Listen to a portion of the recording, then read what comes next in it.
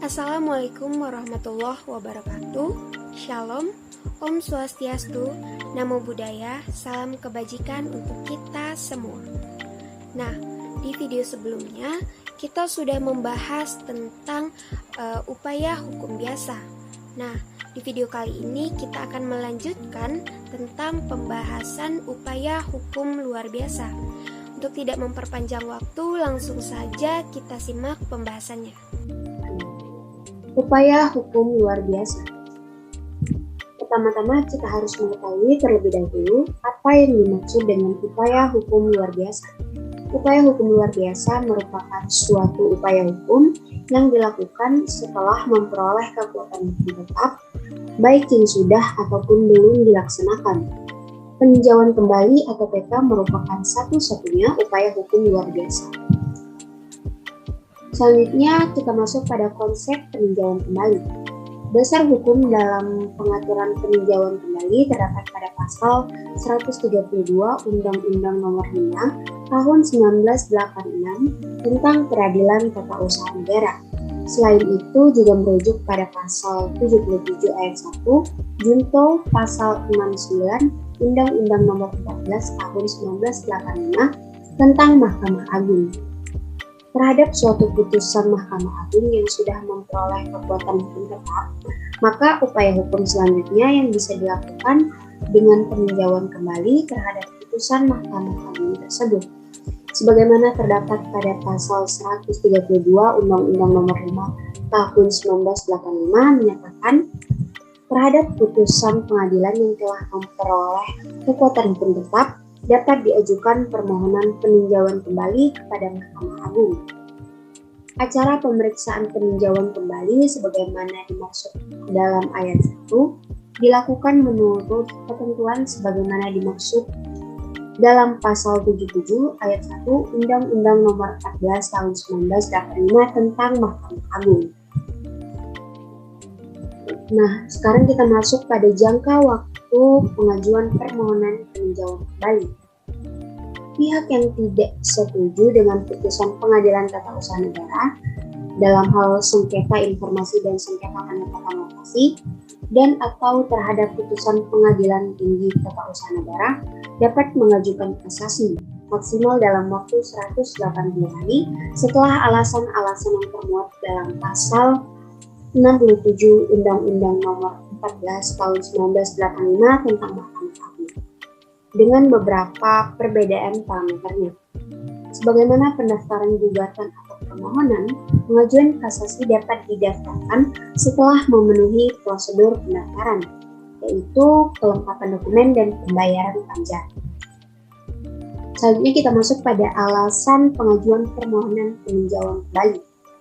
Dasar hukum dalam alasan pengajuan permohonan peninjauan kembali diatur dalam pasal 67 Undang-Undang Nomor 14 Tahun 1985. Yang pertama, apabila putusan didasarkan pada suatu kebohongan atau tipu muslihat pihak lawan yang diketahui setelah perkaranya diputus atau didasarkan pada bukti-bukti yang kemudian oleh hakim pidana dinyatakan palsu. Selanjutnya, apabila setelah perkara diputus ditemukan surat-surat bukti yang bersifat menentukan yang pada waktu perkara diperiksa tidak dapat ditemukan. Apabila telah dikabulkan suatu hal yang tidak dituntut atau lebih daripada yang dituntut. Apabila mengenai suatu bagian dari tuntutan belum diputus tanpa dipertimbangkan sebab-sebabnya. Selanjutnya, apabila antara pihak-pihak yang sama mengenal suatu soal yang sama, atas dasar yang sama oleh pengadilan yang sama, tingkatnya telah diberikan putusan yang bertentangan suatu dengan yang lain. Selanjutnya, apabila dalam suatu putusan terdapat suatu kekhilafan hakim atau suatu keliru yang nyata. Nah, selanjutnya kita masuk pada prosedur pengajuan peninjauan kembali. Yang pertama itu, permohonan peninjauan kembali harus diajukan sendiri oleh para pihak yang berperkara atau ahli warisnya atau seorang wakilnya yang secara khusus dikuasakan untuk itu. Selanjutnya, apabila selama proses peninjauan kembali pemohon meninggal dunia permohonan tersebut dapat dilanjutkan oleh ahli warisnya. Selanjutnya, tenggang waktu pengajuan permohonan peninjauan kembali yang didasarkan atas alasan sebagaimana dimaksudkan dalam pasal 67 adalah 180 hari. Permohonan peninjauan kembali diajukan oleh pemohon kepada Mahkamah Agung melalui ketua pengadilan yang memutus perkara dalam tingkat pertama dengan membayar biaya perkara yang diperlukan. Selanjutnya, Mahkamah Agung memutus permohonan peninjauan kembali pada tingkat pertama dan terakhir. Permohonan peninjauan kembali diajukan oleh pemohon secara tertulis dengan menyebutkan sejelas-jelasnya alasan yang dijadikan dasar permohonan itu dan dimaksudkan di kepaniteraan pengadilan negeri yang memutus perkara dalam tingkat pertama. Apabila pemohon tidak dapat menulis, maka ia menguraikan permohonannya secara lisan di hadapan ketua pengadilan negeri yang memutus perkara dalam tingkat pertama atau hakim yang ditunjuk oleh ketua pengadilan yang akan membuat catatan tentang permohonan tersebut.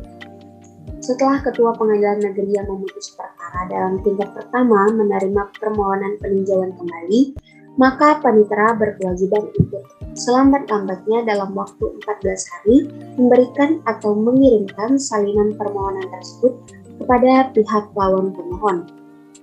Tenggang waktu bagi pihak lawan yang mengajukan jawabannya sebagaimana dimaksudkan dalam ayat 1 huruf A adalah 30 hari setelah tanggal diterimanya salinan permohonan peninjauan kembali.